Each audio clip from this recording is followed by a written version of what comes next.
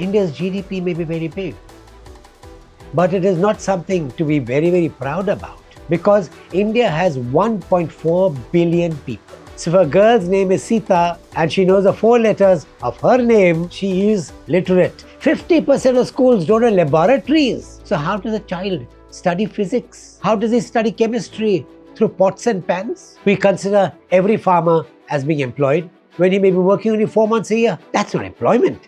That's part employment. Today, China teaches medicine. 5 years with teaching, with residency, will cost a child only 20 lakhs for 5 years. In India, it's crore a year in private colleges.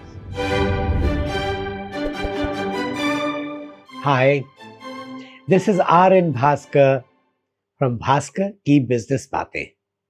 We come to you with policy analysis every week, sometimes a conversation, or occasionally a business story. Today, we are going to talk about a policy. A policy where politician after politician puffs out his chest and says, we are going to be number 3 in the world. Look at our GDP. Even a prime minister made the same announcement in Japan just recently. India's GDP may be very big, but it is not something to be very proud about because India has 1.4 billion people. If every man earns enough money for his food and makes about 200 rupees every day, it's 200 into 1.4 billion people. It's a large amount of money. GDP is a collection of that small amount into a large number. So while a GDP may be very large, the fact is that every person has very little money with himself or herself. And that is why it's important to look at GDP per capita. Look at this chart. It gives you the GDP per capita of the BRICS countries and of 4 countries in the neighborhood. And what happens? Now, India is not number 3. India is close to the bottom. When it comes to per capita GDP, India is not very big. But GDP, I have a little problem with GDP. If I have borrowings, borrowings also get added to GDP. So, I could be a person who's taken money from you, from the banks, from everyone, and use the money to buy a Merc, to buy a big bungalow for myself, to hire servants, and everyone thinks I'm a very rich man. But the chartered accountant who looks at my books of accounts knows that I have only borrowed money, I don't have any money left. GDP does that. You think you're big, you need to take the borrowings away to get the real picture, and so we take GNI, gross national income. That's like GDP, except it does not consider borrowings. Even when you look at GNI, you find India slipping. Not among the top 3, but way down. Why do GDP and GNI become very low? And the answer lies in 3 crucial areas that are ignored. The first is, of course, jobs. Look at the unemployment data. India has huge numbers of unemployment, except that it's concealed because we consider every farmer as being employed when he may be working only 4 months a year. That's not employment. That's part employment. You have to discount the employment by that number. The chart will tell you where India stands here. Take the next chart. Take literacy. Again, India is not very high, it's not very low. It's at 70, but that 70 again is misleading because that 70% literacy is based on a very flawed definition of literacy. In India, we consider anyone who can read or write his name or her name as being literate.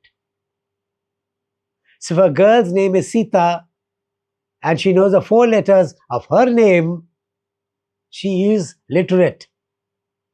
Never mind she does not know the other alphabets. Never mind she does not know how to read a sentence. And that is why literacy figures for India can be very misleading. Literacy also is another problem. If you take government's own data, which it has talked about in the parliament, you find that 90% of the schools don't have internet connection, don't have smart classrooms. How can you become competitive in the world if you don't know what the world is like? 50% of schools don't have laboratories. So how does a child study physics? Or more important, how does he study chemistry? Through pots and pans? That is not good education. And we spend more time fighting with language and history when you should be concentrating on science and maths. So literacy is another area where India slips very badly. Another area which prevents GDP per capita and GNI per capita being low is the absence of good health care. Health care, no matter what your schemes are, you may have a big insurance scheme. But where are the doctors? Look at the number of doctors per 1,000 people. India is among the lowest. Even Pakistan has more doctors than for every 1,000 people than India has. Without doctors, there's no proper advice on healthcare. And without good healthcare, my life expectancy goes down. I'm sick most of the time, and because I'm sick, I cannot be productive. Or if I'm productive, I spend all the money on medicines. So, if you look at this table, you realize that not having good health care is another problem. It begins by having more doctors. And having more doctors at reasonable prices. If you allow doctors to come out from a medical college where the capitation fee is 1 crore rupees, he will charge more because it recovers investment. That is why you should have more beds, more doctors through government colleges. Today, China teaches medicine.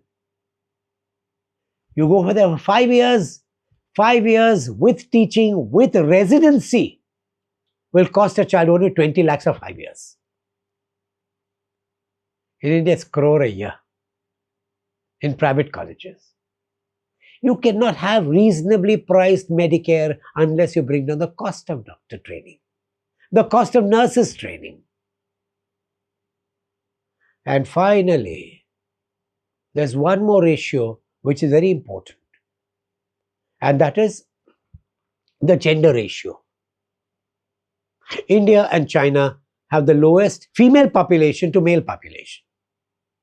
China has an excuse, China has a justification.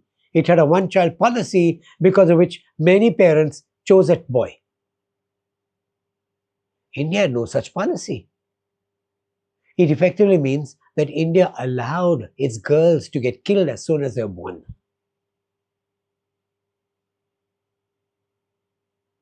When you have gender disparity, it affects productivity. It affects the way families grow up. It affects social stability. It encourages rapes.